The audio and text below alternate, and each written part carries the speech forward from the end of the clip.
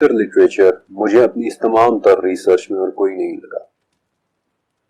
میرے خیال میں اس سے بہتر ہیومن چارٹر پچھلے 40,000 سالوں میں نہیں لکھا گیا، اور اس ڈاکیومنٹری کے آخری پیسج کے طور پہ میں آپ کے سامنے وہ حدیث ابو ذر غفاری ہی کے الفاظ میں رکھنا چاہتا ہوں۔ ابو ذر غفاری کہتے ہیں کہ ایک مرتبہ میں مسجد میں آیا تو آپ صلی اللہ علیہ وسلم اکیلے بیٹھے ہوئے تھے، میں بھی آپ کے پاس بیٹھ گیا۔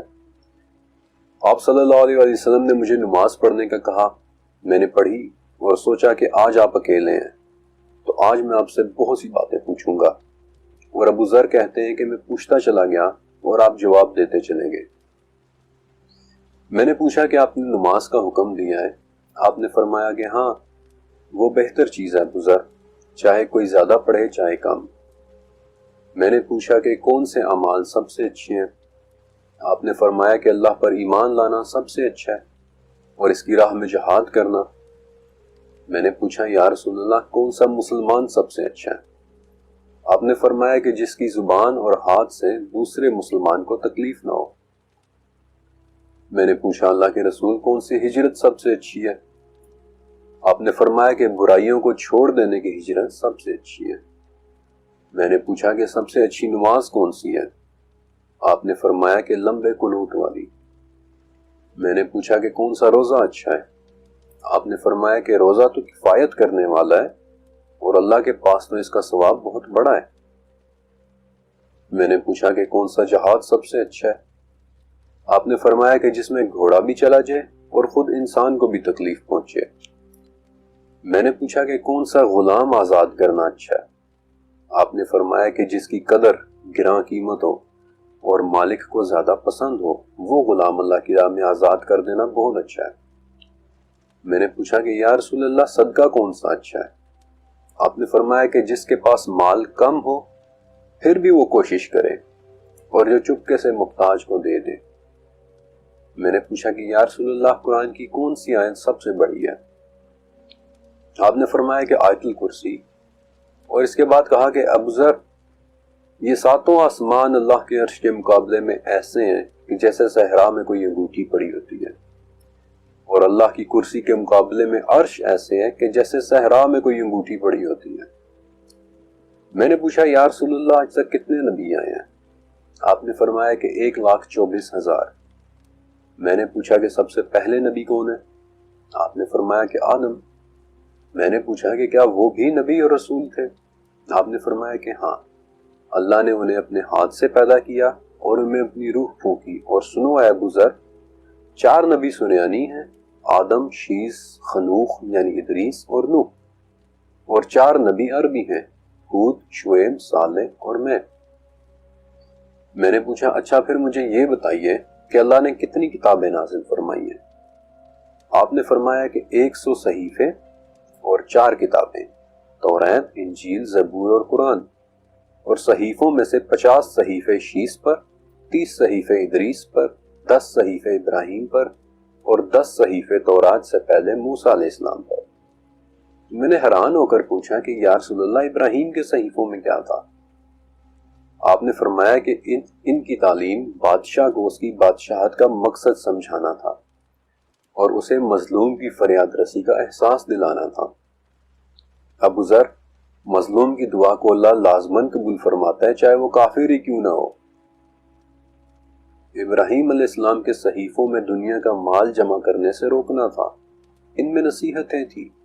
مثلاً عقل مند کے لیے یہ ضروری ہے کہ وہ اپنے وقت کا استعمال کرنا سیکھے، ایک وقت میں اپنے اعمال کا محاسبہ کرے، دوسرے وقت میں اپنے خالق کی صفات پر غور کرے، اور تیسرے وقت میں اپنے معاش کو دیکھ لے۔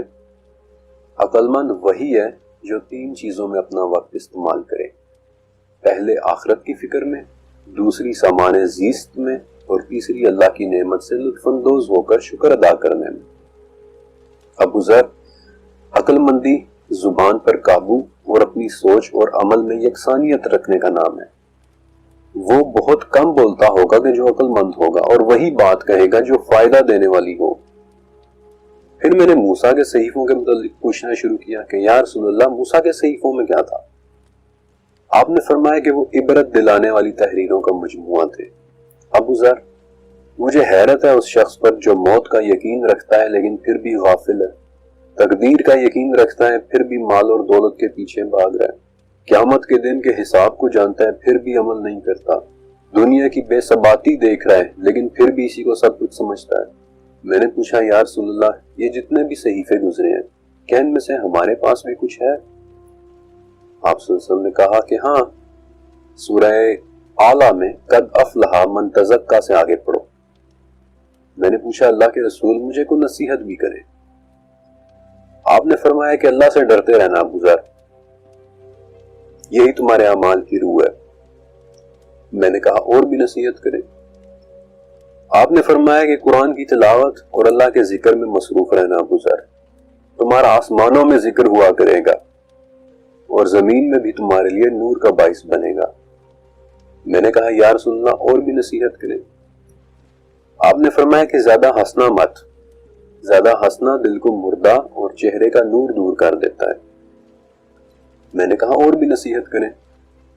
آپ نے کہا کہ جہاد میں مشغول رہنا، یہ میری امت کی درویشی ہے۔ میں نے پوچھا اللہ کے رسول مجھے اور بھی بتائیں۔ آپ نے کہا کہ جب بھی کوئی بات کہو اچھی بات کہنا، ورنہ زبان بند رکھنا بری بات کہنے سے بہتر ہے، اس سے شیاطین تم سے دور رہیں گے۔ میں نے کہا اور بھی بتائیں۔ آپ صلی اللہ علیہ وسلم نے کہا کہ اپنے سے نیچے کے لوگوں کو دیکھنا ابو ذر، اس سے تمہارے دل میں اللہ کی نعمتوں کا احساس پیدا ہوگا۔ میں نے کہا کہ اور بھی بتائیں۔ آپ نے کہا کہ مساکین کے قریب رہنا، ان سے محبت رکھنا، اس سے تمہیں اللہ کی رحمتوں کا اندازہ ہوگا۔ میں نے کہا اور بھی بتائیں۔ آپ نے کہا کہ قرابت داروں سے ملتے رہنا چاہے وہ تم سے نہ ملتے ہوں۔ میں نے کہا اور بھی بتائیں۔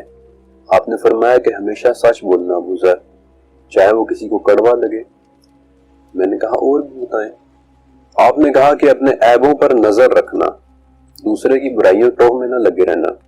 پھر ابو ذر کہتے ہیں کہ اللہ کے رسول نے اپنا ہاتھ میرے سینے پر رکھا اور کہا کہ ابو ذر، تدبیر جیسی کوئی عقل مندی نہیں، اور حرام سے رک جانے سے بڑی کوئی پرہیزگاری نہیں، اور اچھے اخلاق سے بہتر کوئی حسب نسب نہیں۔ اور اس طرح یہ حدیث مکمل ہوتی ہے۔ یہ ڈاکیومنٹری میری اب تک کی زندگی کی سب سے بڑی اچیومنٹ تھی، اس سینس میں نہیں کہ اس ڈاکیومنٹری نے مجھے دنیا سے متعارف کروایا، بلکہ اس سینس میں کہ اس ڈاکیومنٹری نے مجھے اللہ کا تعارف کروایا، مجھے یقین دلایا کہ وہی ایک اللہ ہے جو ہمیشہ سے تھا اور ہمیشہ رہے گا، سوائے اس کے اور کوئی عبادت کے لائق نہیں، اور محمد اللہ کے رسول ہیں۔ اس ڈاکیومنٹری کا مقصد نہ تو شہرت تھی، نہ ہی دولت، اور نہ ہی دنیا کی توجہ، بلکہ اس کو لکھتے ہوئے میری نظریں ان چیزوں سے کہیں بڑے مقصد پر تھی۔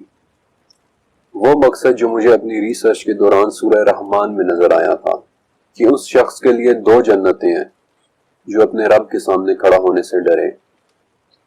وہ دونوں جنتیں بہت سی ٹہنیوں اور شاخوں والی ہیں، ان دونوں جنتوں میں 2 بہتے ہوئے چشمے ہیں، ان دونوں جنتوں میں پھلوں کی 2 قسمیں ہیں، ان 2 جنتوں کے علاوہ بھی 2 جنتیں ہیں جو اتنی سبز ہیں کہ وہ سیاہی مائل لگتی ہیں، ڈارک گرین جنتیں، اور ان دونوں جنتوں میں ابلنے والے چشمے ہیں۔